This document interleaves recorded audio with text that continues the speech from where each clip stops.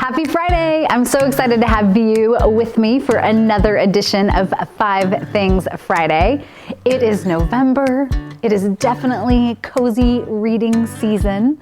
And this week for 5 Things, I am going to share 5 reads from some of my kitchen cozy cohorts. Say that 3 times fast.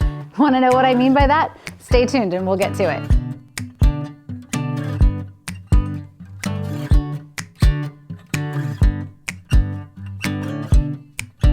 Welcome back to another episode of 5 Things Friday. I hope that you have lovely plans for the weekend and that they involve a stack of reading. My best weekends involve time in front of the fire with a cozy book. And this week, I want to share some of my favorite reads from fellow kitchen authors. I call them my kitchen cozy cohorts.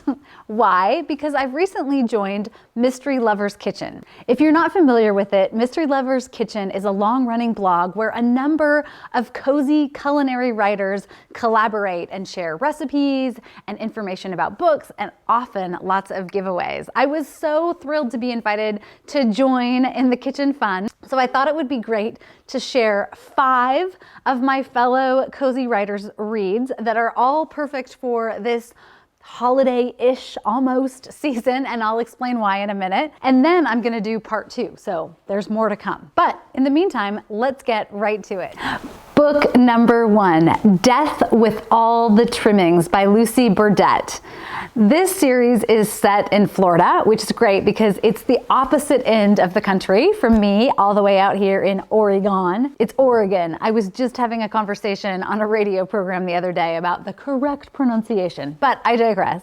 This is a Christmas cozy, and with all of the books that I'm going to highlight today, I thought it would be fun to read the back cover because whenever I'm in a bookstore, my favorite thing to do is read the cozy back cover copy because really it's just so brilliant. So let's get right to it. It may be Christmas time, but thoughts of peace on earth and goodwill toward men don't seem to extend to the restaurant biz. Haley has been assigned to interview Adele Waugh, chef owner of Key West's hottest new restaurant. But off the record, Adele reveals that someone's been sabotaging her kitchen. Dun, dun, dun. And she asks Haley to investigate. Things heat up fast when the restaurant is set on fire and a body is discovered in the charred wreckage. Gasp. We should always add sound effects, by the way. Is someone out to destroy the chef's business or actually kill her? Amid holiday festivities like the lighted boat parade and visiting relatives who stir up mixed emotions, Haley needs to smoke out an arsonist and a killer who may turn up the heat on her next. Doesn't that sound so great and festive and fun being set in Florida? So, book number 1, Lucy's. Book number 2, Dead and Berried by Peg Cochran. This book is not necessarily set at the holiday season, but it is filled with cranberries, and cranberries are perfect for November in my opinion. I've been baking cranberry cookies, and I have the most amazing recipe that we serve at Thanksgiving for fresh orange and cranberry sauce. I'm drooling about it just thinking about it, but let's get right to the back cover. It's June in Cranberry Cove, and Monica Albertson's plan to sell cranberry salsa, which by the way sounds delicious, to chain stores is taking off. The cranberry bogs are in bloom, and local beekeeper Rick Taylor and his assistant Lori Wenk are bringing in bees to pollinate the blossoms. When a fatal prick fells Lori, the buzz is that Rick is to blame. I mean, come on, how can you not love cover copy like that? In trying to clear her friend's name, Monica discovers that more than a few people in Cranberry Cove have felt the power of Lori's venom. And it looks as if this time she may have agitated the hive a bit too much. With the fate of the farm on the line, Monica must get to the bottom of the crime before another victim gets stung. It's so great. It's so clever, and it's cranberries. There are cranberry recipes at the back. I think that's perfect November reading. Book number 3, Holiday Buzz by Cleo Coyle. I have been a fan of Cleo's series for many years. I love the village blend and the setting in New York. And of course, this is a holiday read. So you cannot pass up coffee, New York, and the holidays. What is not to love? All right, here we go. At the Great New York Cookie Swap, pastry chefs bake up their very best for charity. Claire is in charge of the beverage service, and her famous fa-la-la-la-la lattes make the gathering even merrier. But her high spirits come crashing down to earth when she discovers the battered body of a hard-working baker's assistant. Police suspect a serial attack whose escalating crimes have become known as the Christmas stockings. Get it? I think you know how we're spelling that word. Claire's boyfriend, New York PD Detective Mike Quinn, finds more reason to believe sinister forces are involved. Claire isn't so sure when she finds a second bludgeoned baker and she becomes a target.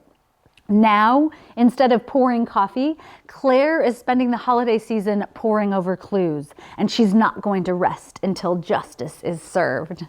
This is a fantastic series, and this particular book is perfect for November and December reading. Fair warning, you need a delicious cup of coffee with this series. Trust me, even if you don't like coffee, you will be salivating for something espresso and delicious. Book number 4, Rest Ye Murdered Gentlemen by Vicki Delany. We're sticking with the East Coast theme. Vicki's series is also set in New York, although not right in the heart of the action, maybe like Cleo Coyle's. And this one is going to take us to a charming Christmas village. So let's read about it. As the owner of Mrs. Claus's treasures, Mary Wilkinson knows how to decorate her home for the holidays. That's why she thinks her float in the semi-annual Santa Claus parade is a shoo-in for Best in Show. But when the tractor pulling Mary's float is sabotaged, she has to face the facts. There's a Scrooge in Christmas Town. Mary isn't ready to point fingers, especially with a journalist in town writing a puff piece about Rudolph's Christmas spirit. But when she stumbles upon the reporter's body on a late-night dog walk and the police suspect he was poisoned by a gingerbread cookie crafted by her best friend Vicki, Mary will have to put down the jingle bells and figure out who's really been grinching about town before Vicki ends up on Santa's naughty list.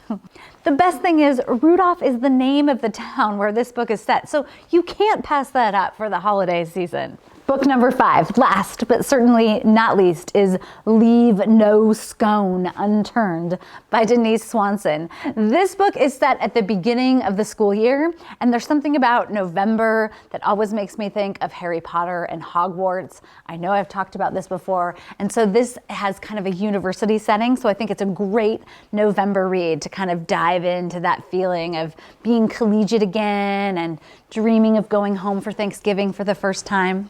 So let's get back to it.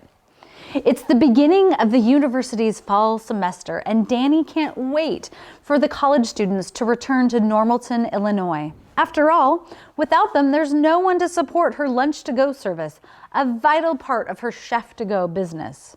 But Normalton's university orientation is marred by a mysterious murder, along with a series of carjackings and sightings of strange creatures in a pond on campus. With the whole town feeling unsettled, Danny finds herself dealing once again with the infuriatingly handsome Spencer Drake, the head of security at the university. Of course, that's so perfect. Although Danny vowed that her life would never again be boring and routine after she quit her stifling corporate job, she had no idea she'd end up dealing with such odd happenings, not to mention murder. But as the trouble in Normalton draws worryingly close to home, Danny realizes that if a killer isn't caught soon, she may be the next one who is found, Scone, cold, dead. Now, if that doesn't make you want a plate of scones and a nice hot cuppa, I don't know what else would. All right, so these are 5 of my fellow Mystery Lovers Kitchen writers and their books that I think are perfect to read right now. Have you read any of them? I would love to know in the comments. As always, thanks for joining me for another 5 Things Friday. I will be sure to share information about each book and Mystery Lovers Kitchen in the description below. Be sure to subscribe to my page and click the bell to get notified whenever I share new videos. Happy reading!